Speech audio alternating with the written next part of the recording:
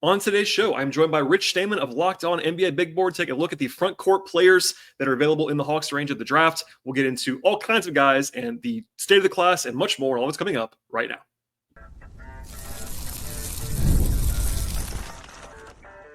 You are Locked On Hawks, your daily Atlanta Hawks podcast. Part of the Locked On Podcast Network. Your team every day.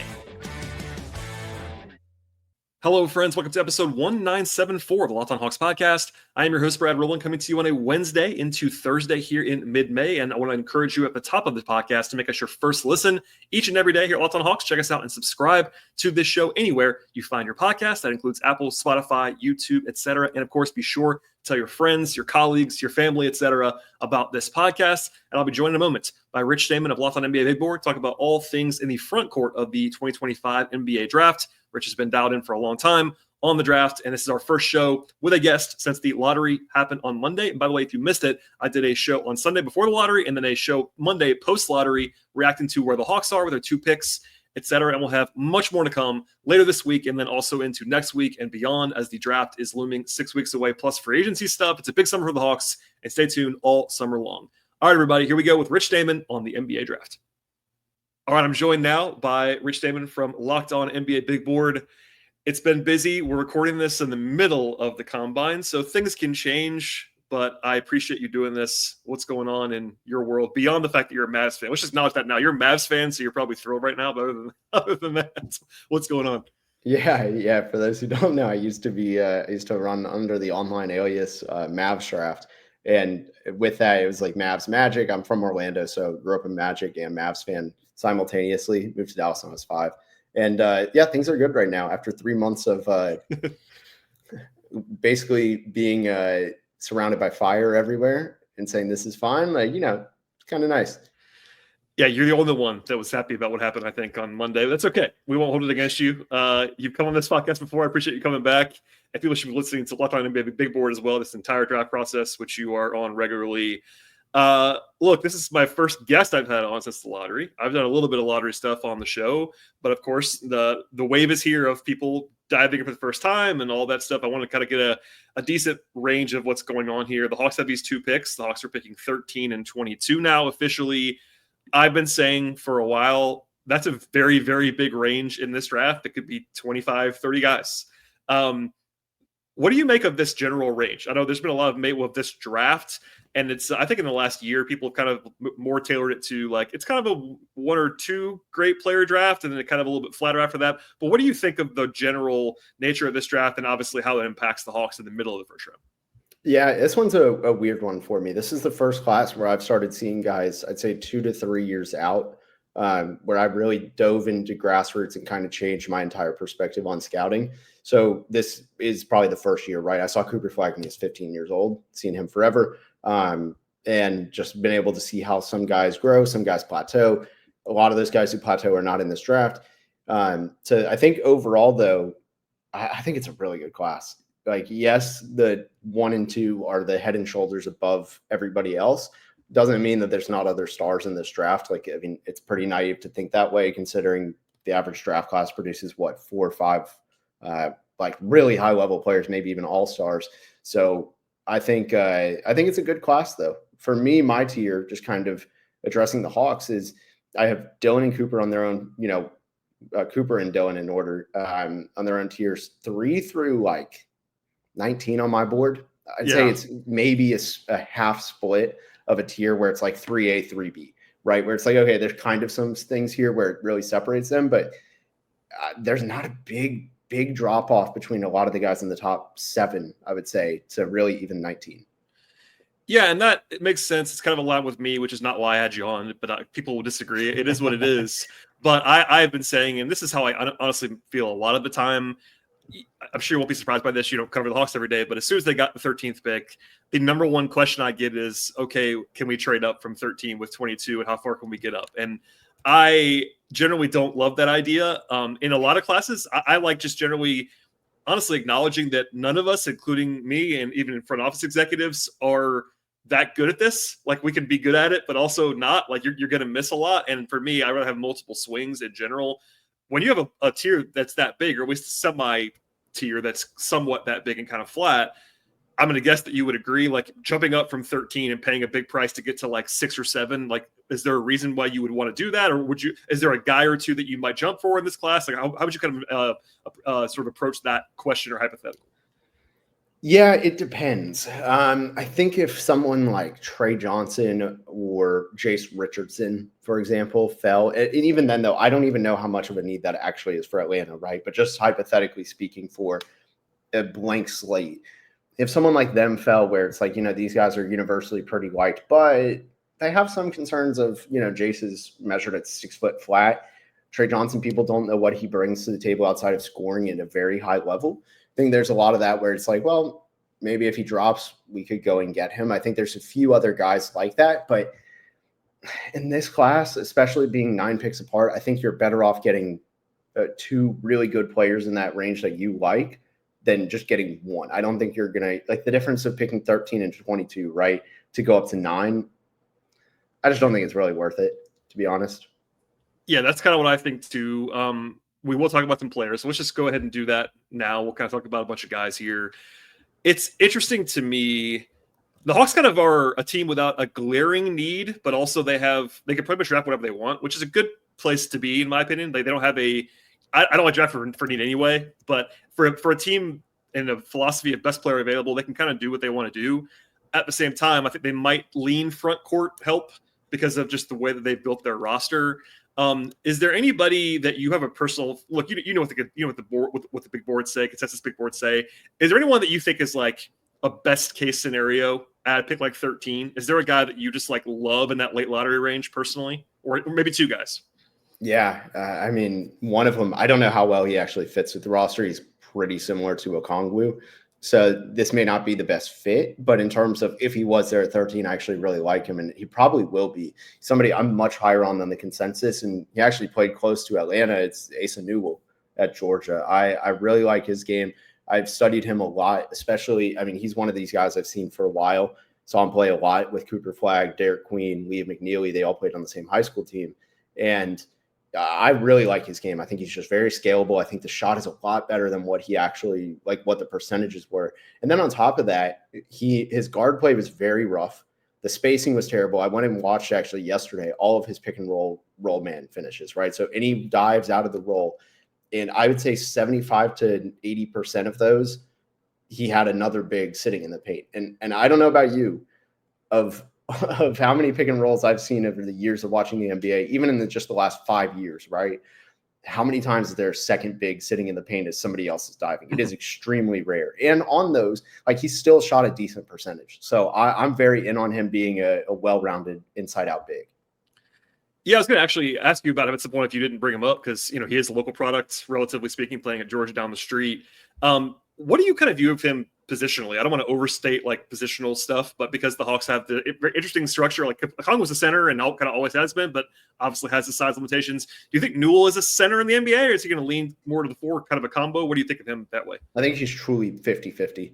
I think defensively, you're better off having him as a 5. Offensively, you can really do either one. And I'd say better off having him as a 5 on defense, just because he can protect the rim so well. He's very mobile, can protect the perimeter or defend the perimeter as well too. So you can live with him on a switch, right? Your heart doesn't kind of speed up with him on the perimeter isolating. I think there is room for that on the Hawks roster, like a guy who could maybe play with Okongwu and also back him up. That's your theoretical fit that would make sense. I don't know if he's like a perfect fit in Atlanta, like for reasons that you already kind of alluded to, but certainly not someone that would be off the board. And like I said before, I'm kind of BPA generally speaking, so he'd be interesting if you think he's available in that range, perhaps. And I think he probably will be there at 13, if I had to guess, something like that. Yeah, I think so. Based on how the mocks are looking, probably. I mean, he's trending more towards that 22nd pick than actually even that 13th, which, again, I'm much higher on Asa mock drafts. In like draft night doesn't always correlate, right? Jimmy Butler was the 30th pick in 2011, like Kawhi was 15th. It doesn't always work that way.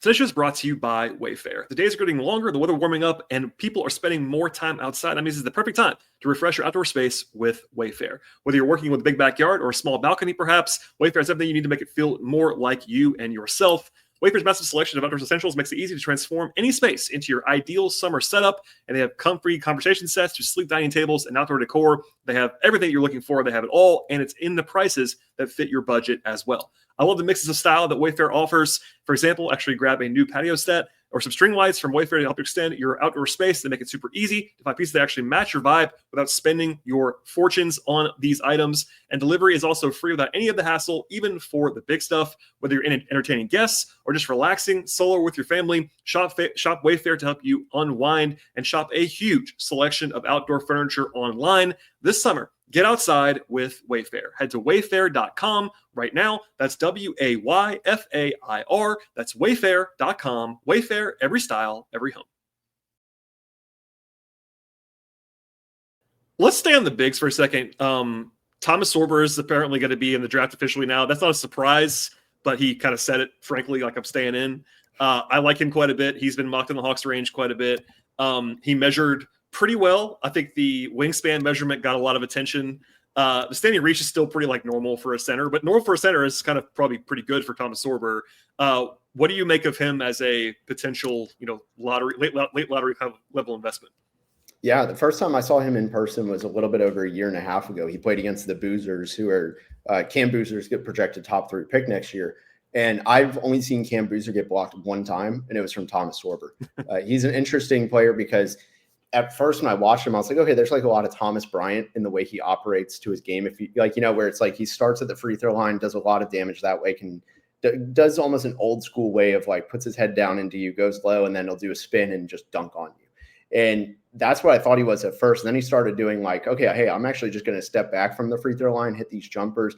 And then this year at Georgetown, he became a full-time rim protector. It wasn't just the flash of blocking Cam Boozer. It was, hey, I actually do this for a living on defense. He still has a long ways to go in terms of learning how to be consistent from possession to possession to possession, but the flashes are really strong. I think he's got a crazy high upside. Yeah, I was impressed with his defense too. I never saw him much before college, but I heard people that were like, hey, this guy's really good. I like this guy at Georgetown. And you watch him and it's like, oh, he apparently had defensive questions before college. And I didn't see that really at all on film at the college level. So I was intrigued by that. I think there's this idea, and I said it as well, that the Hawks might want to go like a true 7-footer is a very popular, I'm using giant quotation marks there, because of Okongwu's size limitations. But I think Sorber's plenty big to be especially a backup center early in his career. Would you agree with that as far as positionally? Yeah, easily. And he brings enough to the table offensively where it's, he's not necessarily a ball stopper. He's not a great passer, but he's not a ball stopper. And he can score for himself, especially near the rim and in the paint. There's a role for that. Do you, where are you on the Maxime Raynaud train? I know Raphael's been really in on him. Your colleague at Big Board, fast rising guy. I just watched part of a combine game as we were a little before we started talking, and he played really well in the first game I saw him in there. That's one game. I don't want to overweight that. But do you think he's a first round talent? Not necessarily 13, obviously, but maybe 22 range for the Hawks, something like that?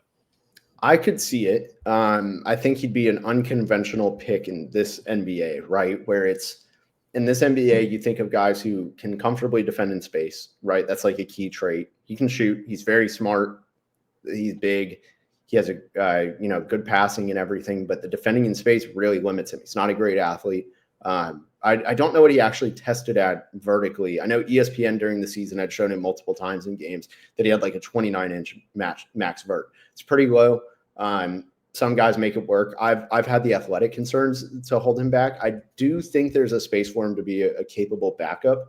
Just again, you're 7 foot, 7'1", whatever it is. You can shoot, you can pass. That's not common. And I think that gets him there. Do I ever think he starts consistently for a playoff team? Probably not. And for that, I'd say if you wanted him, you could trade back from 22, I think. Yeah, I've heard people that are like really excited now in the last couple of weeks. Before that, I think right now on the rookiescale.com consensus board that they maintain there, which is really useful, he's like in the mid-30s. What does that mean? I don't know. A lot can change around the combine, around testing, all that stuff. But I think people have this is not always the best way to do this, but I'm asked about him a lot more recently than I was before. I don't know why. I don't know why that is, but maybe it's just anecdotal. Yeah, he's an interesting prospect. You don't see that come around very often. He's a little bit older. He's from France. Like a very unique path, I'd say, to where he is now. I'm going to frame this way. Are you a Danny Wolf believer?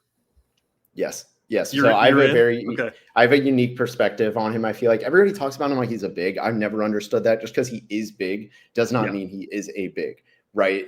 I think that's universal across certain players. Like Draymond Green, not built like a big, but and he's not necessarily big. It's a terrible example, but you know what I mean? Where it's like, you're not limited based on your size, right? Where it's just because you are 6 whatever or 7 foot, that does not mean you are confined to one thing. So Danny Wolf for me is an oversized wing is how I look at him as, where how many guys his size can actually run a pick and roll, and honestly, how many of them ever ran as many pick and rolls as he did? I don't know the number off the top of my head. I probably should have come prepared with it. It was a lot.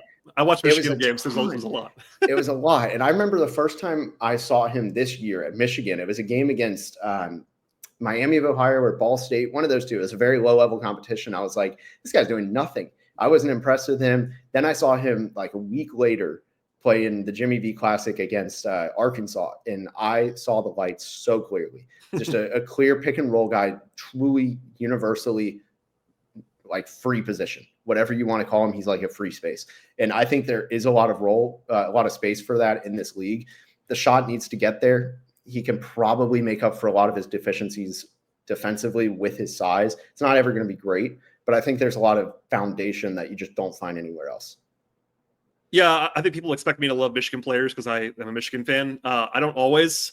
I like Danny Wolf. I don't love Danny Wolf. And you actually just unprompted touched on 2 things that I always say about Danny Wolf. It's like he either has to shoot more than he has so far, or he's got to defend more than he has so far. If he does one of those 2 things, I'm fine. If he does both, then you're really excited. That's kind of the way I've been framing it. And the shooting's really weird. We don't have to go super deep into it, but he shoots this really strange like set shot. There's like no leave at all, and people assume, I think he's a big white guy from the Ivy League, that he's a really good shooter, and he's really not. He can shoot. He's not like he's a non-shooter, but he's not a plus shooter right now. He probably needs to be his best self. Yeah, I mean, I agree. I do not think his shot is very good. That's a big learning curve for him. And I just looked it up, by the way. He ran 231 pick and rolls as a 6'11", 7-foot guy. That's in 30 in. Let's see, in 35 games, I think, give or take 37 in 37 games. Like, I'm not great at math, but that's like 5 or 6 a game. Like, that's really rare, especially when you think about how slow the game is. Like, if you're saying for the NBA, you're like, yeah, that's fine. But for college, it's slowed down so much. Like, he is a very unique player. One more big I wanted to ask you about. I mean, I don't think we need to get into Malawak and Queen. They're just going to be gone. I think that's pretty safe to say. I was asked about Ryan Kalkbrenner this week. I've always liked him. 22 seems a little bit high for him, maybe, but I just like. I mean, to me, he's like screams good backup center in the NBA. I don't know if that's like too basic, but what do you think of him as a prospect? I like that approach. So I probably spend too much time on social media seeing what people rank guys as. The biggest draft lover or darling this year is 100% Collin Murray-Boyles. You see him top 5 on a lot of people's boards. He's probably got the biggest disconnect, I would say, from NBA teams. The second biggest is probably Ryan Kalkbrenner. There's a lot of people who have him as like a lottery top 20 grade. And I get why, right? Like, he is extremely productive. 5th-year guy. He's grown as a shooter. He's a massive human being. Huge. And he's very efficient, very mistake-free on the offensive end. And the advanced stats are ridiculous. Like, that alone puts him on an NBA floor. No matter the context, anything like that. I get that. My thing is just, what does he look like with a system that doesn't completely cater to every one of his needs? So on defense, they played him only in drop coverage. It is very rare to find him on a switch and on an island. They would never let that happen. They tried to just live with a 3 rather than put him on an island. So that's one of the things where it's like, how good is he actually in space? We don't have much sample size on it. And then on top of that, just the system, a lot of it less this year than in previous years, but a lot of the offense did run through him. That's just not going to happen in the NBA. So I'm curious what he looks like more as the play finisher only, and I think that'll probably translate 1-to-1. It's the defense that I'm kind of worried about. Yeah, and if he's in drop, I'm not worried, but you're right. How much can you live only there? I mean, it's very different archetype, but very different archetype. They're both really tall, but it's kind of the Zach Edey question too that people were asking about him. Edey's obviously a little bit more slow-footed, but it's a different situation. It's like, can he do anything but play drop? And we don't know the answer to that question yet. It was mixed results as a rookie, but also Edey's a lot bigger, even bigger, and also more skill on offense in some ways around the rim. Yeah, exactly. Like just because one worked though doesn't mean that somebody else's will, Right. That is certainly the case.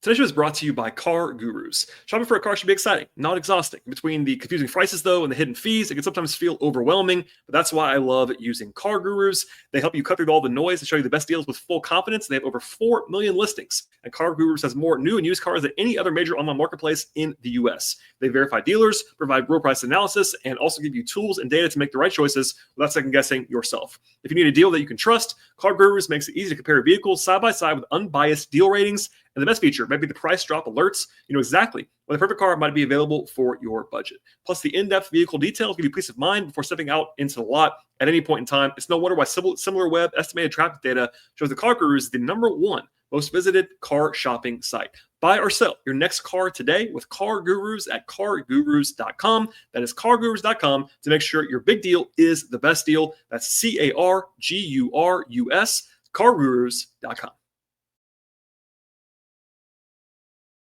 You brought him up, so we'll get away from the pure bigs for a second. Collin Murray-Boyles was on my list to ask you. I like him quite a bit, to be honest with you, but people are mixed because of the obvious deficiency as a shooter. He played on a bad team at South Carolina, all those things. Where do you stack up? Are you in between the league and the internet, or where do you fall on Collin Murray-Boyles? Yeah, I trend more towards like draft Twitter on this one. I feel like draft Twitter also just has a very different approach that I appreciate. Sometimes I don't agree with it, but it's just much more like, in a way, this is a way oversimplification, but a lot of the mainstream, like, the ones that are trying to get the mocks right and how NBA teams look at it, there's sometimes where they're like, well, what can he do? Like, in terms of a, like, how do I word it? The whole meme of like that boy nice, like one side looking out the window and the other's like advanced stats, right? It is a much different approach because you're going to get a whole different just outlook on the two, right? And I actually think Collin Murray-Boyles' context is holding him back. That's kind of where I'm getting at and NBA teams look at context. I don't want to make that sound, like they're not, but the context on South Carolina was really rough. And I actually think given how bad it was, how productive Collin Murray-Boyles was on a lot of the advanced stats, I think it means something. And on top of that, the only weakness in his game is that he's not 6'10". It'd be perfect if he was. Mm-hmm. That's not an actual weakness. And then on top of that, the shot isn't great yet, but it's trending up and it's consistently linear up. And I really do buy that growth. So if he can shoot, I think the concerns would go down. I mean, I've tracked the mocks and everything from Monday from where they were, and nobody has him. One place has him inside the top 10, and he's at number 9. That's where he is on my board. And I think he's going to start getting more consensus than like right now where he's about 13. I think you're going to see him go a little bit higher. Yeah, some of the numbers, I know Kevin Pelton's model that he shares part of, at least the results of, has been like, I think it's like 8 or 9 on his kind of combined board between, and he does kind of a mixture of the stats model and his own stuff, but some of the stats people like him quite a bit. I really like him. I do want to, we don't want to spend too much time on him, but what is he going to look like positionally? Like for me, it's like he's an X factor defender who can do so many different things. I don't really care about positions, but like put it in the Hawks context, like how does you sort of deploy him? What's the best way to do that, you think? Yeah, I think it depends. Like obviously, like if he's on the Hawks, it's going to be a lot different. But I just feel like he's a universal connector kind of thing, right? Where it's just, hey, tell him where to be, tell him what to do, he'll do it. Doesn't really matter, if it's like the Draymond role, right? Where it's just kind of facilitate as the secondary guy who cuts, and then as soon as the defense commits, he knows how to make you pay. That it could be as simple as that on the offensive end. Defense, he's 1 through 5. He's elite on that end. I mean, he literally led the SEC in effective field goal percentage, despite playing on a team with no spacing at all and no creators. Like, so I know he can't really shoot right now, but maybe he gets if he gets there, then I have no concerns. If he doesn't shoot, there'll be some fit stuff on offense, but I think he can kind of get by and figure it out. And I mean, honestly, one of the comparisons that I am partial to is there's been some Paul Millsap stuff out there for Collin Murray-Boyles, and because as a Hawks person, obviously that's tugging at my heartstrings.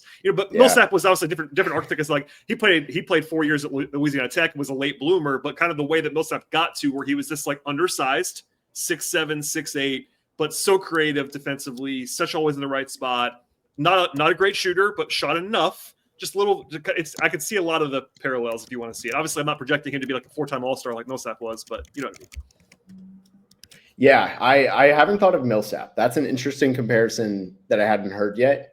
I feel like Milsap, I remember him always being that like, hey, give him the ball 15 feet out, let him ISO and kind of go to the rim. You know what I mean? Like that's the first thing that comes to mind, even though you're so much more than that, of course.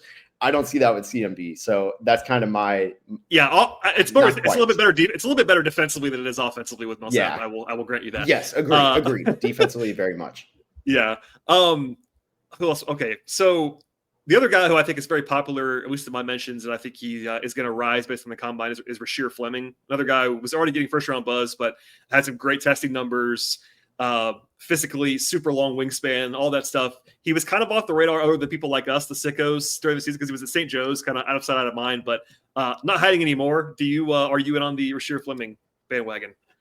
I'm torn. I've talked with a lot of NBA scouts that are the exact same way. I don't think I've found, if I were to text like 4 scouts right now, right? And one's an hour. I think I'd get one that says hard pass. The next says, yeah, probably. The next to say, I'm probably not. And the other would be like, yes, absolutely. I'm all in. Right. And a week ago, I think the answer might be a little bit different, but he's rising. Yeah, he's definitely somebody that could be in that play for 13. My thing with him that I'd always held against him, and I think looking back at it now, knowing the measurements, this is one of the things I preach, that measurements shouldn't change, how you perceive someone. You should kind of assume, like when I'm scouting players, I go, okay, what if their wingspan is neutral? What if it's +2? What if it's like +6, right? What if it's something big? And with Fleming, I kind of just missed that assignment, I feel like, because I never anticipated it being a center's wingspan. If he's a center, he doesn't even put the ball on the floor. That was my biggest knock on him. Was he doesn't shoot off the dribble. I think he took 1 for the entire year. That was the case at least in late February. And I didn't like that. I wanted to see him even do a fake and a 3. He didn't do it.